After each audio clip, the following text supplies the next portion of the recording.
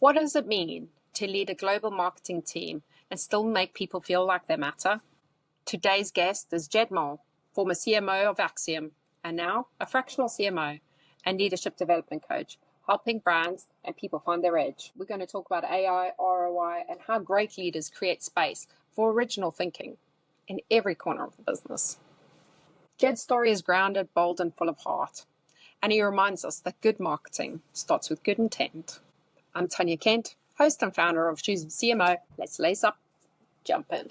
Welcome, Jed. Thanks for taking the time today to join us on this podcast and share your infinite pearls of wisdom. I did have the pleasure of working under you at Acxiom, and you came to mind straight away when I was thinking about this podcast because you were just such a great leader, and one of the reasons why I joined Acxiom when I did. So I was disheartened when you left because my role model went away for a bit. But now I've got you back and have this chance to have a good, frank discussion with you about your role at Acxiom and throughout your leadership experience. So welcome, Jed. Thank you. Thank you, Tanya. Thank you for the nice introduction. And I'm looking forward to this. So thanks.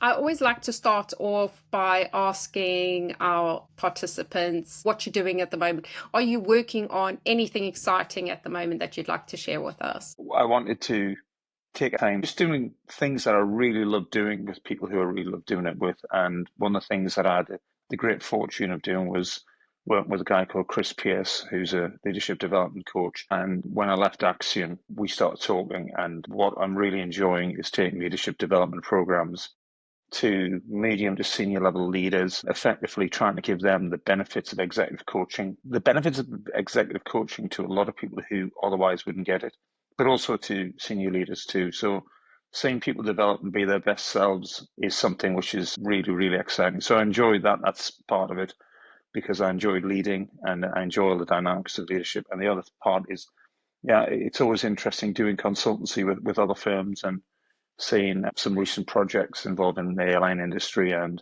pharmaceuticals and healthcare. So that's always interesting too. I'm a curious person by nature, and I can find pretty much anything interesting if I look at it long enough. And knowing you, you're probably dealing with some really high level brands, and I'm sure you are just going to be very inspiring to them and help those brands grow and get bigger and bigger with your guidance, obviously. So today I just wanted to delve into a couple of questions about your time as a CMO and how you got to where you are today. If we had to strip away the titles, the teams, the big brands, what would remain at your core as a marketer? I think for me, it was always a bit of a dance between marketing just serving numbers and also marketing serving the audience. And I knew that marketing had to serve the business, it had to deliver value. But I thought the best way that could happen is if it served the audience. We have to remember that even in business to business, which is really my area of expertise rather than business to consumer, still humans, are still people, and people increasingly their tolerance for just meh is so hard to get through to people now because people want to be entertained. They expect people to be more conversational. They expect people to be more interesting. And when I say people, I think that what I really mean is brands. I wanted at the heart of marketing for it to be a conversation, something that was worth doing and didn't steal time. I didn't want the person on the receiving end. And again, I'd say person, not business. Yes, they work for a business, but as I said, they are people. I wanted them to feel as though it was worth spending those few seconds or minutes or hours, if it was an event, that sort of thing, with the brand that I was leading. That it wasn't a chore, that they actually learned something, that we'd clarified something, that we'd perhaps been a bit controversial. I'd always want more of that, really, not for the sake of being controversial, but just because it provokes thought and engagement. People should get something that they couldn't really just get by something extra, something that they couldn't just get in a book or online. Any brand really should should try and make it worthwhile to be interacting with. And again, of course, some people just want a little bit of information then away, and other people want to build a relationship or are open to a relationship. But be human, be interesting, be helpful, and be engaging, and make it worthwhile. Which is a bit like meeting again. It's two people together. You probably don't have a very long relationship, or you wouldn't think of it as a good interaction if someone was a bit dull or overly predictable. I think it's much better to be interesting. So I think that really leans into this whole ChatGPT has now evolved into it can think like a human and it can engage as a human. It's just passed a test where 70% of the people that interacted with ChatGPT as in an AI format couldn't tell the difference between human and AI.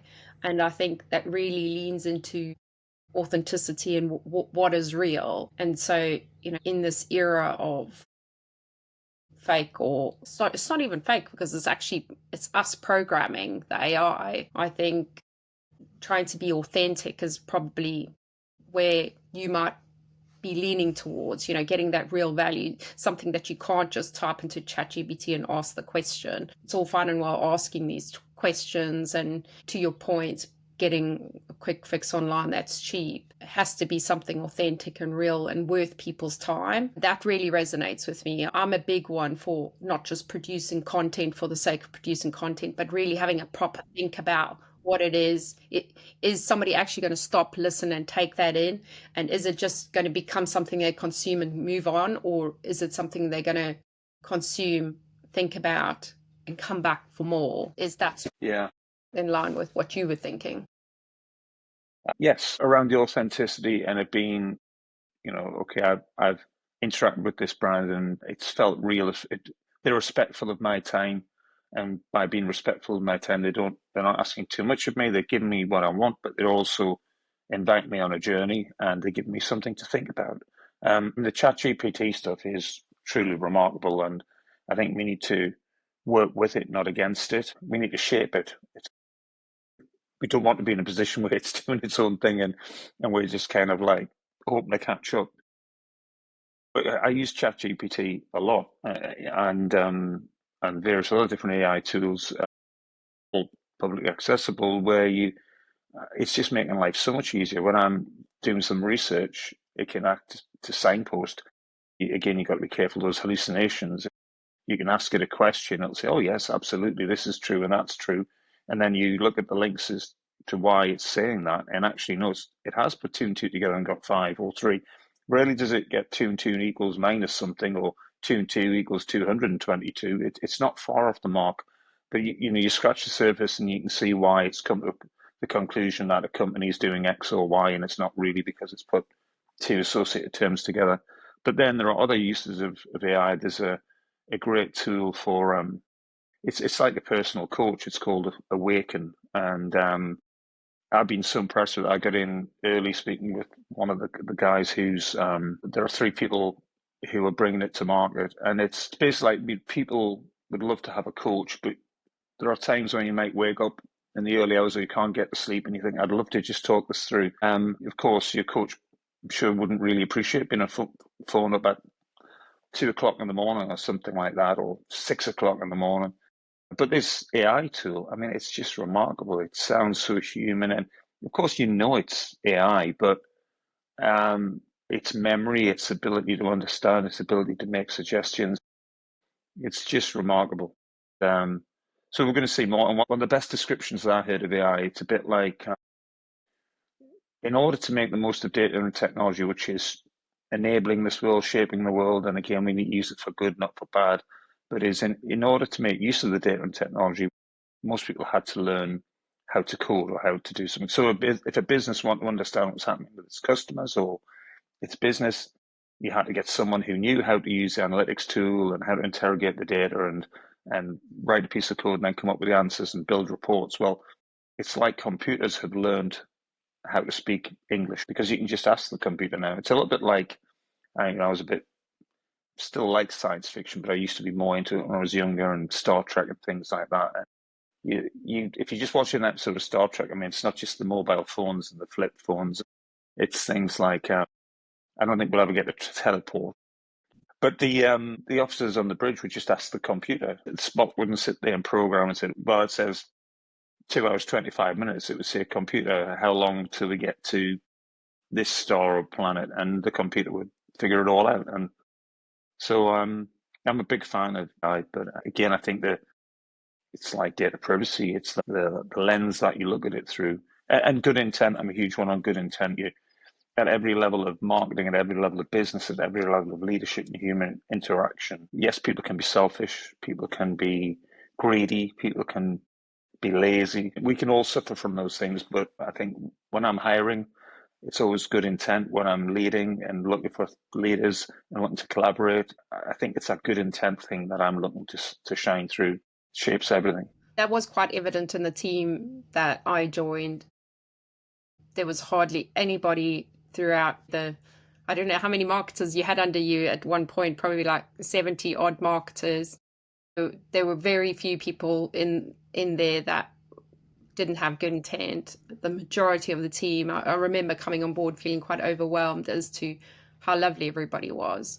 And that really resonated from the top down. I felt from the way you are as a person, the way you led. I'm a firm believer in monkey see, monkey do. And you led with integrity and kindness, and that really did filter down. Yeah, so well done, Jed. So let's move on to another question. In terms of what's one unpopular opinion you hold about marketing or leadership that you wish more people would talk about? Got to be careful here. No, don't be careful. Don't hold back. I think, yeah, this is what gets me going, isn't it? It's I think what's unpopular to people outside of marketing, shall we say, about marketing is it's our insistence, or it should be our insistence, which is we're the marketers. Let us be marketers. Let us make the marketing decisions, set the strategy, and see it through. And why I think that's unpopular, particularly in business to business marketing, is I think that those around us who aren't in marketing think marketing is easy and think they can do it because they've seen ads, because they've received emails, because they know how to write a sentence or three, because they've got a personal preference. Well, they can figure in, right? Yeah. Now, colouring in, yeah. That's what marketing does. Just make it look pretty, marketing. Just make it look. Yeah, yeah, it's all these prejudices. And so what I think is unpopular is when I will push back and say, no, thank you for your input, but now let's marketing do this. A big part of that would be, and so I can give some examples of why that's unpopular. So many times people would come and say, I've seen this, we should be doing that. I've seen that, we should be doing that. Our competition are doing this, we should be doing that.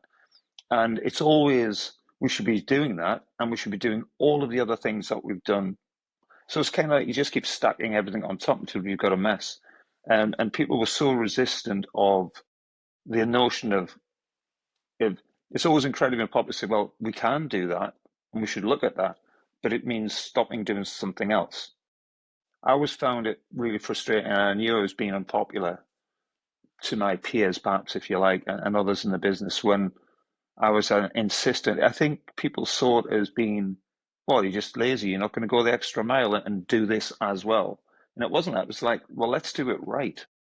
Let's not be C plus at everything. I think it's let's find a few places where we can really focus and do it A grade and cut through. I always talk about a sharp edge. If you're going to cut through the noise of the marketplace or cut through and get someone's attention, you need to have a sharp edge, kind of a metaphor.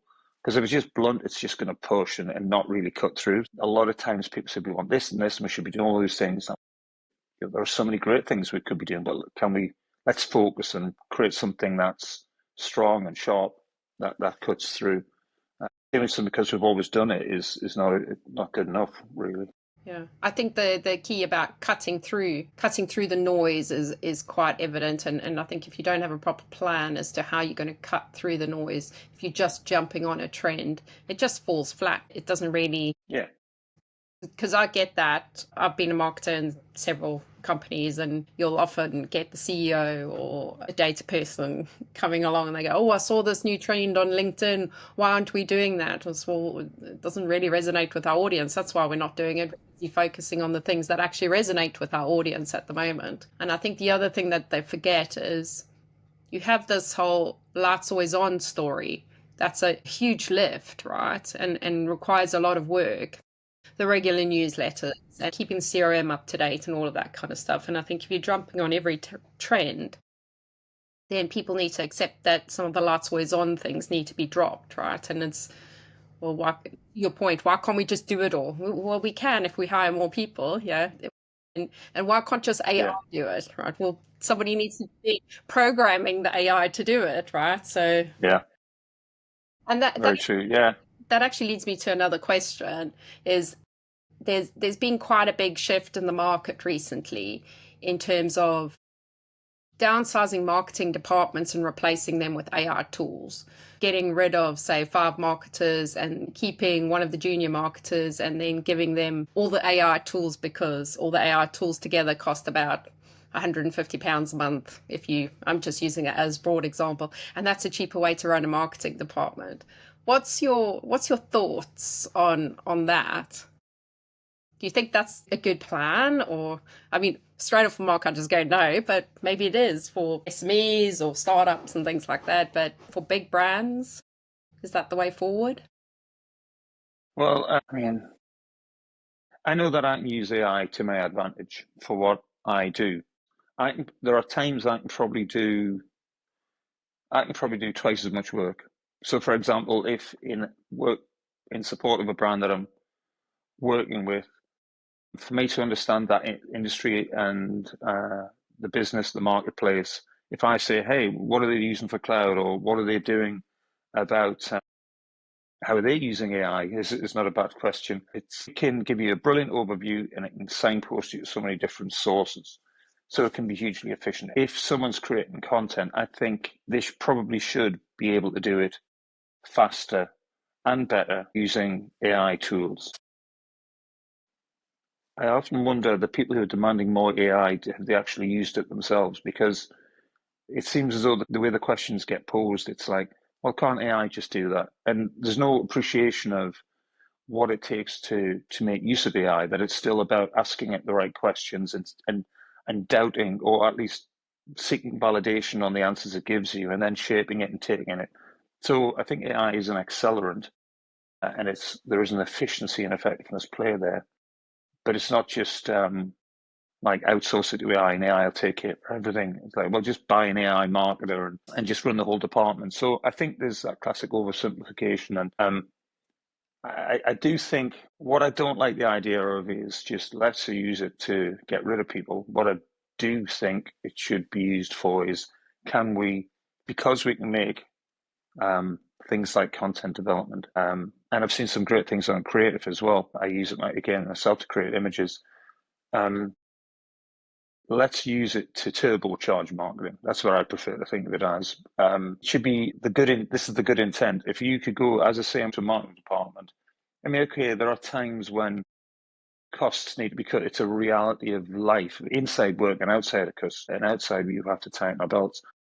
But I think, assuming all things equal, the right intent of a CMO should be, let's make sure we're using AI as much as we can so that we can allow our smart people to grow and to be creative and to come up with ideas, to give them thinking time that allows them to come up with ideas that we can create an advantage in marketing and a competitive advantage for the brand and the business.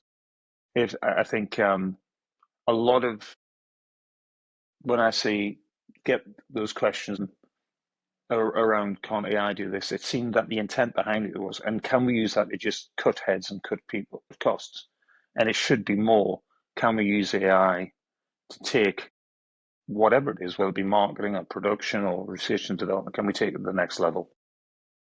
So in other words, making people work smarter, not harder, and better, right? Rather than just cutting everybody, to your point, turbocharging the team, essentially, right? That's what you should really be doing. I feel strongly that everybody in the team should be educated on how to use AI. Everyone should have Copilot. Everyone should have a ChatGPT license, because I just think what you can do is just amazing, right? With it, It is. and the Yeah. more we progress, and the more we learn, and the more we educate ourselves on it, the quicker on will come in terms of the workforce. Thank you on that. That was really insightful. On to our next question. With marketing under increasing pressure of ROI, how do you manage the balance with creativity? First of all, on creativity. Again, when you're working with people and leading people and trying to coach people, and you get on the subject of creativity, people so often say, I'm not creative. And I doubt that. I second guess them. It could be like, well, I'm not in the creative department. I don't design ads and branding and imagery and covers for fantastic content pieces and that sort of thing. I'm not creative at all. Is that really true? And then you find out that actually they're big into interior design. And they say, well, maybe you are creative. And then even beyond that, I think creatively thinking isn't just about making things visually interesting. I worked was a brilliant finance guy. Marcus was his first name. He was from Montserrat. He was the most brilliantly creative finance person that I worked with, because he knew how to think like the client. So there was a time I worked in sales support.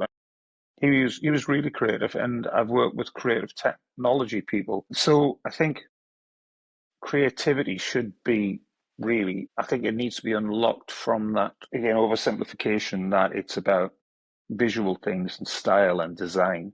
I mean, that's design. I'm not a creative designer, but I think a lot of people have got a lot more creativity. And again, linking it to the I thing is, well, how do you, if someone's in a good place, if someone's thinks they can come to work and enjoy it, and bring their best selves and do good work and do it with people who want to be collaborative and supportive and all in support of that, clear goals and a vision, and that vision needs to be about something that's better rather than something that is. Let's just not turn the wheel. Let's turn it faster or turn it back. Let's go to a better destination. Then I think that's where we need creativity in all dimensions of marketing. I mean, you mentioned it before, even just the Acxiom team. I mean, I had the Kinesso and Matterkind teams for a few years, but even in the Acxiom team, you had people who worked on more left-brained aspects of marketing, like the measurement side of things and the data side of marketing, and you had people who worked on the creative side of marketing, and all points in between, the written word, the visual side of things, campaigns, ideas, content.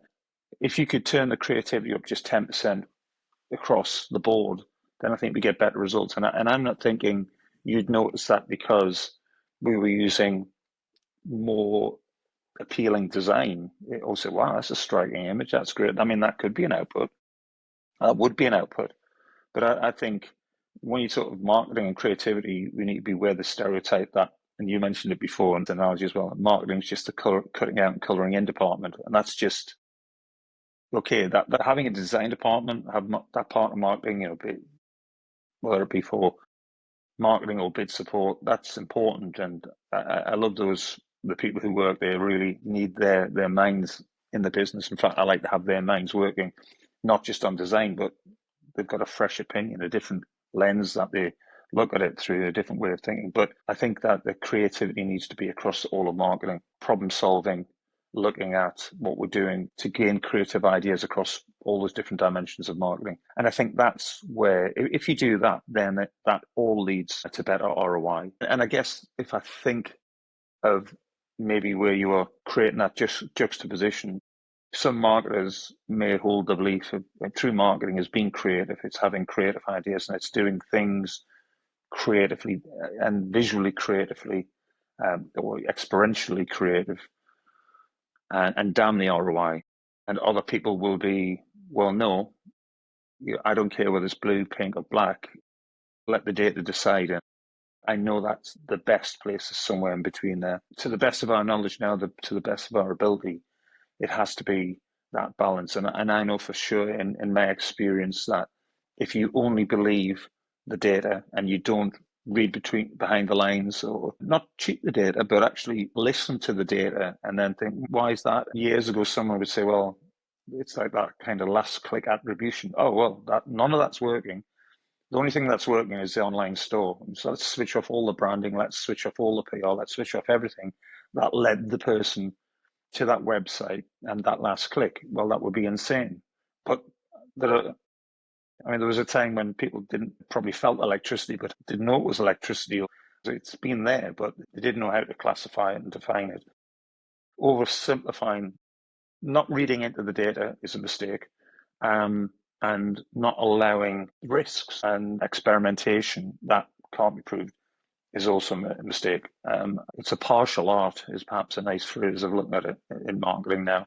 But for sure, I think more measurability over time is what everyone would want. There have been times I've been able to say, look, this looks really good. And that's hugely helpful because when you're working with finance folks and people in leadership and sales, they want to see things in black and white. And the more we can give that, the better. But it's not as simple as that. It never is. But again, that's where trust marketing. Just because you can see what marketing are doing doesn't mean, it's always that joke about going to the finance director and saying, I'm sorry, I don't think you're amortizing these assets right. Or going to HR and say, well, I think you handled that employment contract all wrong. But they'd have no problem whatsoever turning up the marketing and saying, no, that's all wrong. That image should be of this or should be that. I think that's a common thread through most marketing departments is that everybody's a marketer. Throughout the whole company, everybody's a marketer and everybody can do marketing better than you can do it. And I think sometimes it's difficult to say it in a really nice way. Thank you for your input, but, let us do our jobs. You do your job, we'll do ours. Yeah. Well, that's it. And it's not like you can sound like we're feeling sorry for ourselves, but it's not to do that. It's not, oh, leave us alone. It's like we want to take people with us. We want to be on that journey together, and we want the input and we want the ideas. If everyone's helping marketing and they're helping us all be a better marketing company, not just marketing department, that's great. But that we need that input and help and some challenge too. That's where it's good. We want to encourage that. It's this balance of taking feedback on, but then also equally, I think on the other side of the coin, people maybe not being too upset if we don't take their input fully on board, but we've considered it, right? And I agree, you do need that because sometimes you are so deep in the weeds and you don't sort of see outside of that ecosystem. That's where I always feel it's quite interesting to hear feedback from sales because they're out there in the ecosystem experiencing everything. And I really like sales's input because I feel like they're really down there in the weeds seeing things. And often that comes with a completely different angle to where we're at. But, again, it's all about juggling what's already in play and pivoting potentially or taking that piece of information on board. But yeah, there's a great line. I'm conscious that I've got a picture of my dad. He's 87 now. That was a couple of years ago. I was just trying to think as to why people want to help marketing and they see it and they kind of go. He's got a habit of if you see something, you'll read it. So you'll be driving down the road and you go, Marks and Spencers and turn. Everything. If he can see it, if he can read it, he's going to say it out loud. He's still very much with it, but he's just a habit he's developed. But he's got some great turns of phrase. And I was just trying to think that people who aren't marketers in business, they'll see it and they'll say it because they think they're sorting it. And it is kind of helpful. But the problem is they only tend to look at what they can see and pass judgment. And so they take a slice of marketing, the thing that they've seen or are interested in, just say, we should be doing that. And what made me think of Dad was it's a little bit of a glib thing that he says. You might be at the beach or you'll be at the beach and you see all the water. Or something like, wow, he'll say, oh, that's a lot of water. And they go, yeah. And then he'll say, and that's just the top of it. And it's a stupid thing, but it's so true. So that in business, people see the marketing they can see and they'll have a comment and they'll determine it. But there is so much underneath. And for things to happen in concert and in harmony rather than isolation, because again, marketing shouldn't be about a lot of things just happening. It should be about things working in concert and harmony to be better. So there's a lot of water there and that's just the top of it. Well, there's a lot of marketing often and a lot of what people are passing comment on is just the top of it. their views are valid, equal, and ideas, but They're just the seeing marketers are working very hard. they're just seeing the top of the water, not all the water Yeah, underneath. there you I go. like that. It's a lot of water, even a lot more underneath, right? Yeah. That's a good visual to have in my mind. So on to our next question. Maybe we're going to steer a little bit away from marketing as such, but more about people.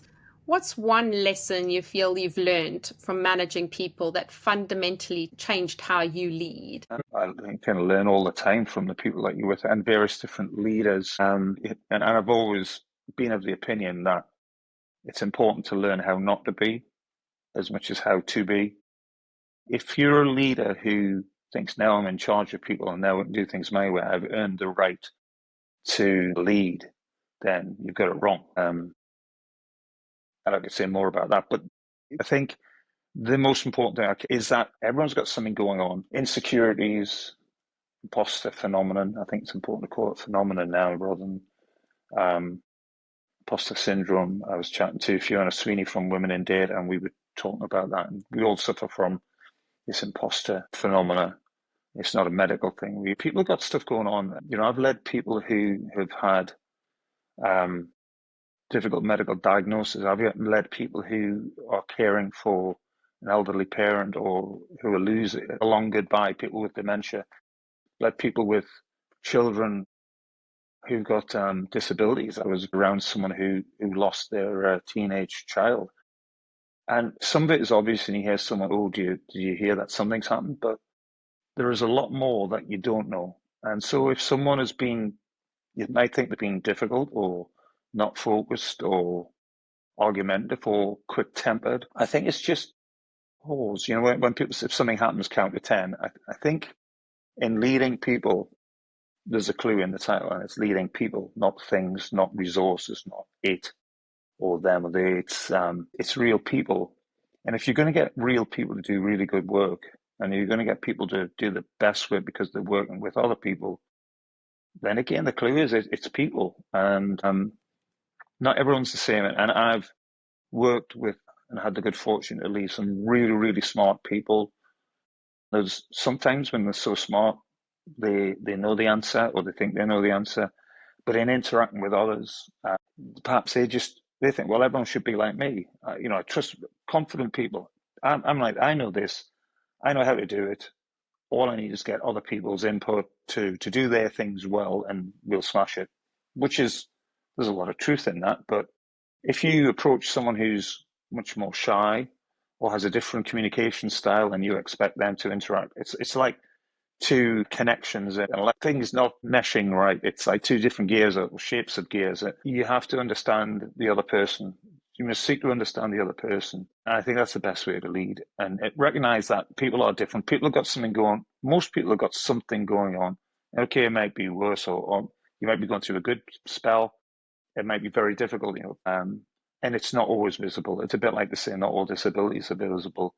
Not all challenges are known. And it doesn't mean, I've come across lazy people, of course I have. I've come across people who are disingenuous. I've come across people who were just really taking the pay in order to go and do something else. But generally speaking, that's not the case.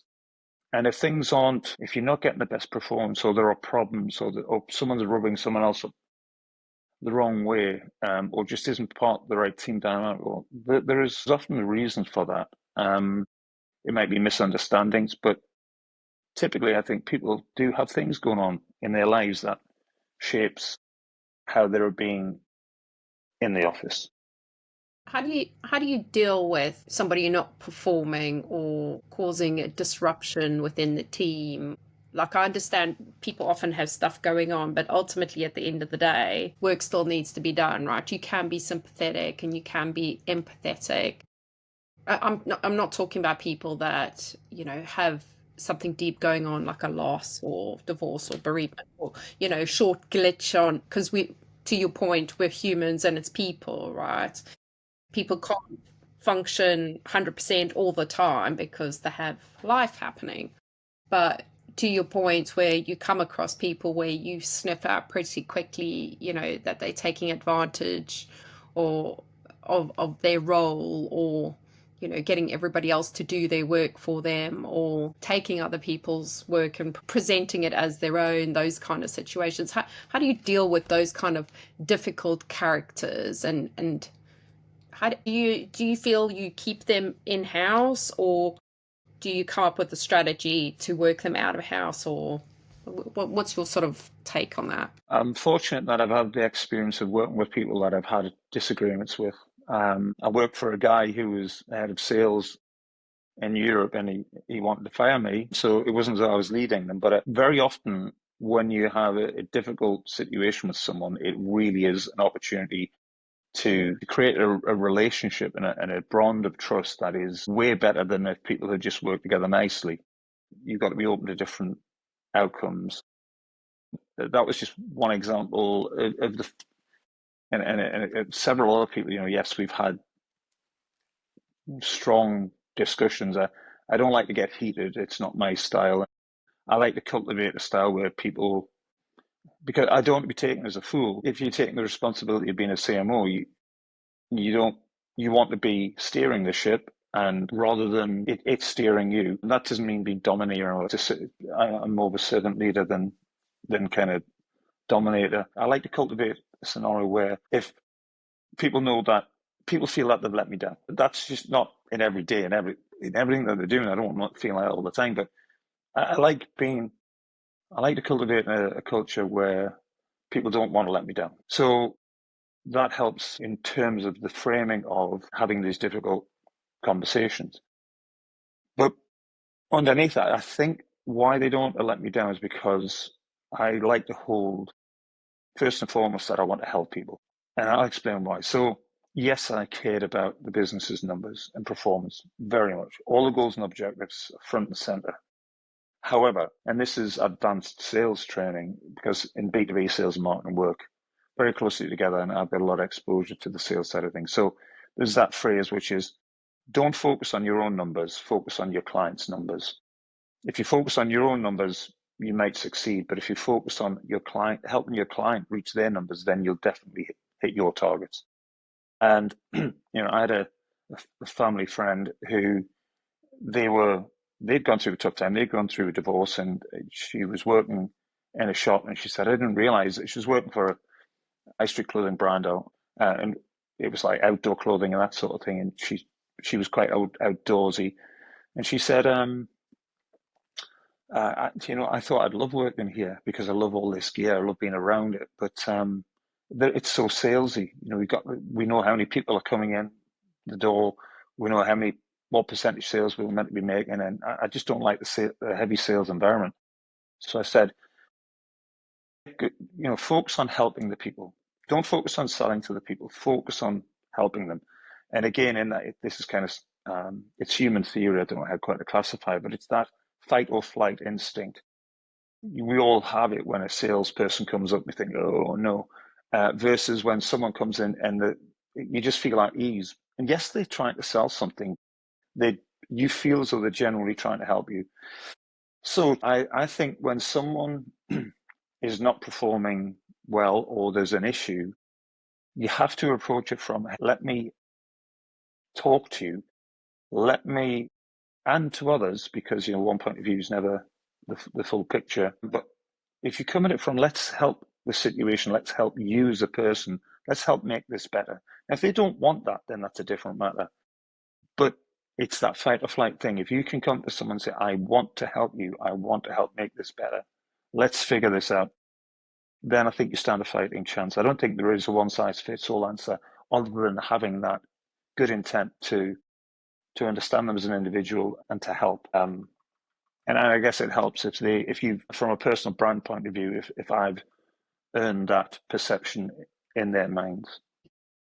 I can definitely echo what you said about not wanting to disappoint you, because that's definitely the opinion and feeling that I got when I was working at Acxiom. I'm a big believer in, I don't work for a business, I work for people, and I'm very selective as the people I work for, because I work for people, and if I believe in somebody and trust somebody and I look up to them, then I do my best work. And that definitely came across when, when I was working in Acxiom when you were there, was we really didn't, and even as a team, nobody ever wanted to disappoint Jed, because we would be sad if we disappointed Jed, right? And I think it was a It really worked. yeah, it did work. It did work. It definitely did work. We would often have these kind of, oh, your dad would be disappointed, and you didn't want to disappoint dad, so to say. And I think it worked well. I think from that, you definitely got the best out of people, because you're not leading by fear, and from leading from this position of wanting to help and support. It comes back to something we spoke about earlier about ROI and creativity. That gives people the ability to be creative and want to deliver more because they feel safe. I think as soon as you don't feel safe in being able to be creative and test, then you're just doing the same thing everybody else is doing. I think marketing is quite key, and I do love testing new trends and things that are coming out, because I think you do have to pierce through the noise at times. And the only way to do that is to test. And, to your point, not everything has ROI, but I think the ROI could be, this didn't work. This is our ROI. We know we will not be spending money going down this route because we've done the testing on it. And as a result, we can focus on the things that we know are doing better. So yeah, I mean, I don't know how I got from there to there, but yeah. uh, but thank you. It's a bit like that fear sells news, but when it comes to trying to sell ideas to people in terms of motivation, then I think it's hope and aspiration that moves people. I think when it comes, again, yeah, fear gets attention. It's Maslow's hierarchy of needs. If you do something, the leadership development stuff, first people need to survive before thrive. So when there's change, when there's uncertainty, there's fear. You just need to open your phone, laptop, or watch the TV and pick up a newspaper, and you see why there's so much drama and fear and anguish because it sells newspapers. A newspaper saying everything looks pretty good and rosy today is not going to sell many copies. But when it comes to working with people, to encourage people, to lead people to achieve their best and therefore the best results for a company, I don't think fear works anywhere near as much as creating a bit of hope and aspiration and fun and enjoyment, and people who can enjoy working with other people and enjoy the work they're doing and enjoy coming to work every day. That's got to be better than fearing that they're going to miss a deadline. Or it doesn't mean just be blasé and forget that. Hey, we've got an event tomorrow, we need to be ready. That doesn't mean that at all. But you've got something else that's pushing you.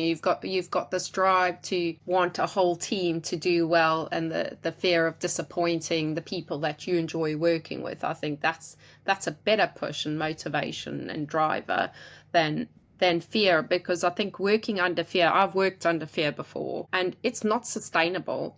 And yes, it'll maybe get you to push something out quicker and faster and harder and better and all of that kind of stuff, but it is not sustainable. And fear, I think, by pushing out so quickly, makes mistakes and can make some really severe mistakes, right? And yeah, it makes people unhappy, and all those things we were talking about just a few minutes ago, about it brings out the worst in us. And if we have stuff going on in our lives, or we're not happy about something in work, or you're just not feeling it, then fear is only going to exacerbate that and bring problems to a head rather than solve problems and avoid issues.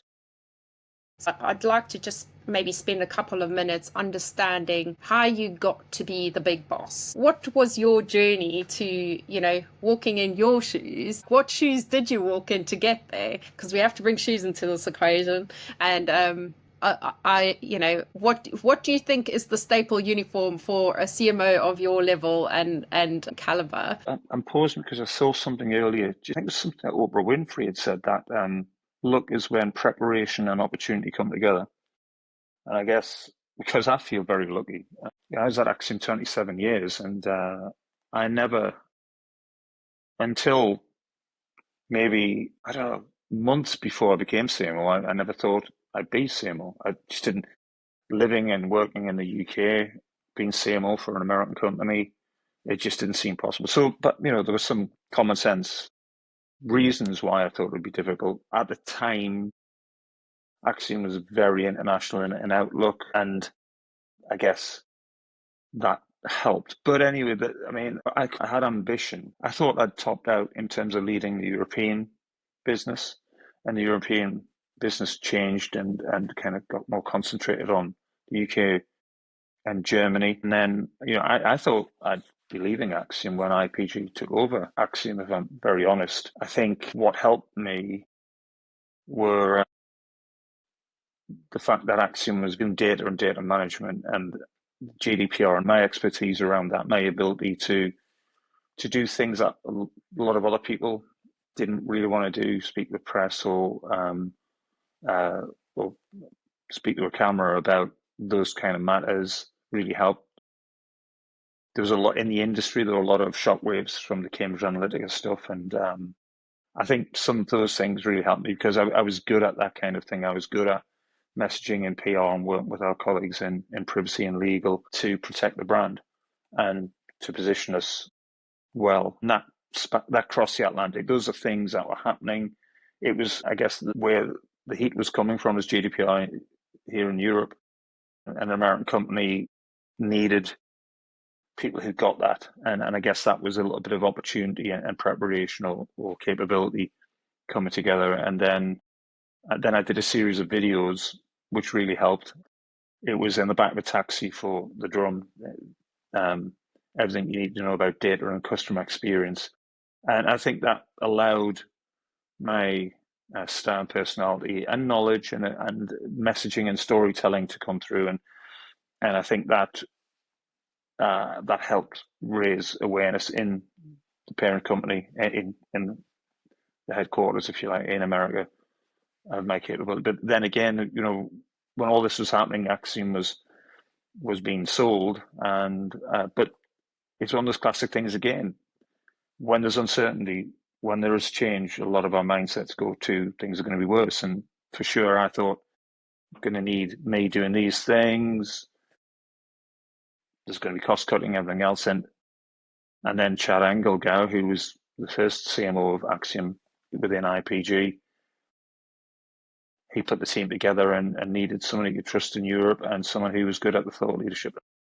And that was me. And that's when I became part of the US leadership team, although I had been on and off. And then when Chad moved over to Kinesso, it just worked. I thought myself, I didn't want to become nocturnal. I didn't want to be working constant US hours. And I wanted to make sure it wasn't an imposter thing. It was more about, hey, I really need this to work for Acxiom and for me both. And so we did it on an interim basis. And this was the CEO then. He was kind enough to give me the chance. And I think, again, I think I was in the right place at the right time. I had ambition, but it was a gift when not in terms of something for nothing. It was, as a leader, I've been used to working with relatively small teams, and it was just the best thing ever.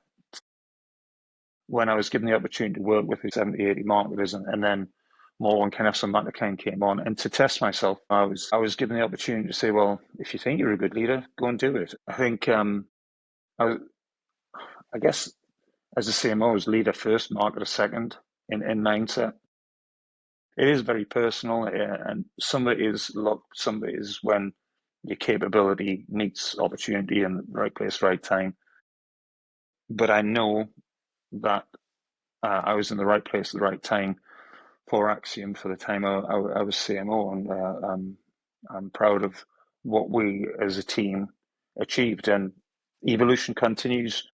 New person picks up the baton, new team, all that's good. And I'm just grateful that I had the opportunity to test myself at that level and to bring about the change. And all of that comes out not just in results I could point to, but also in the message. When you leave an organization and people tell you what they really think in cards and in messages and face to face, and that fills me with. Yeah, you definitely left the legacy. Sorry. Yeah. You spoke about challenging yourself. Were there any points when you were, going from managing a smaller team to such a massive, colossal team and multiple regions across the world that you thought, I don't know if I can do this? And how did you overcome that if you did feel that?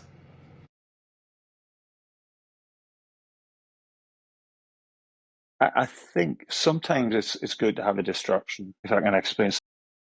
I'm not sure, it wasn't a deliberate distraction. When I first, my first job in my career is I joined the Royal Navy to be an officer. Uh, if something was wrong with your uniform and you're going to get inspected, one of the things you could do is you'd put like a little obvious bit of fluff or something like that. So when someone comes with a bit of fluff and you'd get told off for that, but maybe your boots were, you just scraped them. Something, someone had stood on your toe cap and your shiny shoe was now a wreck. But that could distract them and you'd move on because they only had a limited amount of time to get through 40 people or something standing in front of them during training. The distraction I think I had is when I became CMO was the time difference. It was just a question whether it could work just at that kind of basic level. Does it work to have a C-level person 6 hours away?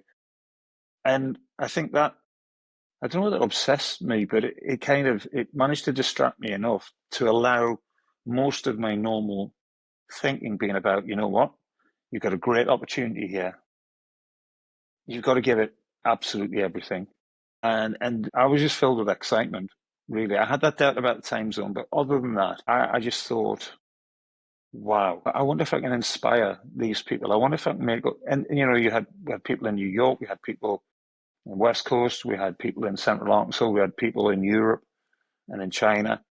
And I wonder if I can make them feel that they can achieve something really special and better. And they can feel, and in 3 days' time, 3 months' time, 3 years' time, they can really think they've achieved something and put marketing in a better place. And so they can feel proud. I always wanted to have the best department. I wanted to have the department that everyone wanted to join. And we had that a lot. Perceptions of marketing changed because other things changed. But I think the best thing I had was excitement and opportunity and an opportunity to test myself in a way that I didn't think I'd have. It's a bit like, if you're a football manager or a coach and you're managing a really good team at a certain level and someone says, would you like to go and manage this Premier League team? Yes, please. And I guess I didn't have that many doubts. I just thought, this is exciting. Let's go for it. And I guess where there is a little bit of imposters, I had to find my true self. I had to be brave in myself. I had to believe. One of the things I didn't like doing was quite early on, I had to be tough with a couple of people because I wasn't cruel. I just had to say, I don't think that that's acceptable. And again, good intent. Why is this? Why is that? I would like this, seeing this and this. I was expecting the following because I didn't want to be a pushover. I wasn't there to just make everyone feel better. I wanted everyone to feel better so that we would all achieve great things together and create a virtuous circle. So I feel a bit lame that I couldn't really say, and I was riddled with anxiety and other things. I was just really excited. I remember reading something once that feeling nervous and feeling excited, it's exactly the same, really. It's adrenaline. Yeah. It depends how you look at it. Yeah, and I think that's the key thing, isn't it? So you can tap into the anxiety side of the adrenaline or the excitement side, and you obviously tapped into the excitement side. And I read somewhere when certain situations happen, it's a 3-second physiological reaction that happens within your body, and you can either choose to react to that physiological reaction. So let's say stress. If you wait 3 seconds, you spoke about pausing, taking a pause. If you actually pause and don't act on it, that physiological action has gone away. But if you actually act within that 3 seconds of that physiological action happening, it brings it more into that momentum of the negative or the positive. So equally to your point, you didn't lean into the anxiety side of things, you leaned into the excitement side of things, which I think it's a choice. So you chose excitement over anxiety, which I think So, yeah.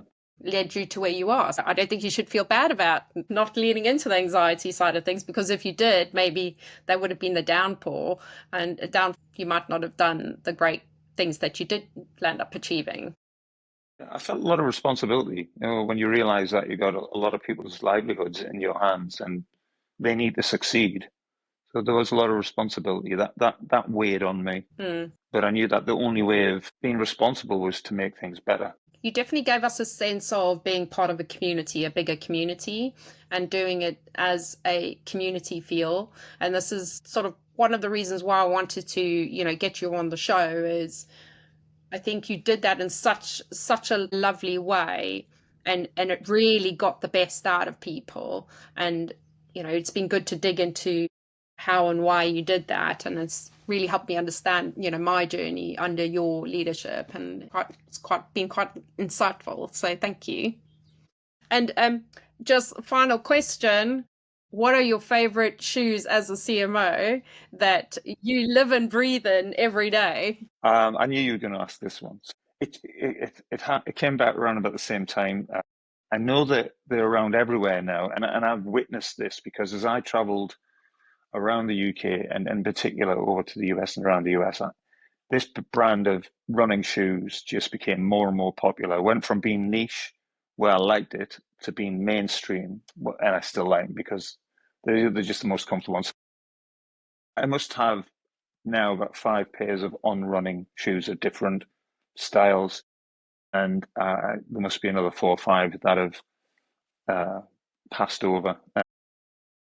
But I think at a time when I was traveling, and you could have extremely long days of travel and then go straight into something, I always found that I think the best ones are probably the on-running cloud. I think you just slip them on, slip off. You get on a plane, you can put them on, and they're so light, so comfortable. And when you're walking around airports with really, really hard, shiny floors, and the only downside of on-running things, I think it was you. Yeah. I was speaking and catching gravel. Yeah. And so don't have a gravel drive, or do, because that usually is a good sign. And the other thing is they squeak on the pavements in the rain. But they're the most comfortable because they're great cushioning and great ventilation. Whenever I travel, I'd say I wear on-running shoes probably 60, 70% of the time. Again, different styles for different occasions. And I know my sons don't like them. They're 19 and 20, and I think they deliberately don't. I think they probably would have liked them if their dad hadn't got them first. If someone cool had bought them first, then I'm sure they would have a few pairs, but yeah, they've rejected them. Yeah, so I took my son to there. I think it's on Regent Street. There's an on-running store there, and I'm equally on-running fan, especially for like if you've got long event days or travel days. They're brilliant for that. That you just wear them all day. And I was getting a new pair, and he was standing there, and he's 15, and he's like, "They're not very pretty, are they, Mom?" I said, "Dude, look around. Do you think you're the target audience?" And it's like, obviously, 35 to 40, 50, 60 pluses all in there trying on comfy shoes. And I said, these shoes are not made for your demographic. The Nike shops down the road will go there later. But that's why your sons have rejected it because they're not the. I think they look really pretty. They look great. Yeah, but they don't come. I think they call them stickle brick shoes or Lego shoes. And Dad, why are you wearing Lego shoes? Because they're so designed. Yeah. However, though, my son does like the black ones, and he's like, well, maybe. I'm like, no. They're too expensive for you anyway. You don't need them for your padded young feet. Us older ones need them to pad up. Absolutely. My feet are hurting just thinking about it. Yeah. But thank you, Jed. It's been really lovely speaking to you, and thanks for being on the show. And we'll catch up soon again. I hope so. Thank you very much. Lovely speaking to you, Tanja. Thank you. Bye. Bye. Wow, that was Jed Mole. And if this conversation reminds us of anything, it's that leadership isn't about being loud. It's about being real. Because great marketing doesn't come from a snazzy PowerPoint deck. It comes from walking in somebody else's shoes. If you're a CMO and you feel like your story needs to be told and you'd like to be on the show, reach out. Love to have a chat. If you're somebody that wants to be inspired by the minds behind big brands, hit follow, subscribe, wherever you're listening. If you're a brand or a business looking to align with powerful conversations and connect with marketing leadership audiences, love to have a chat.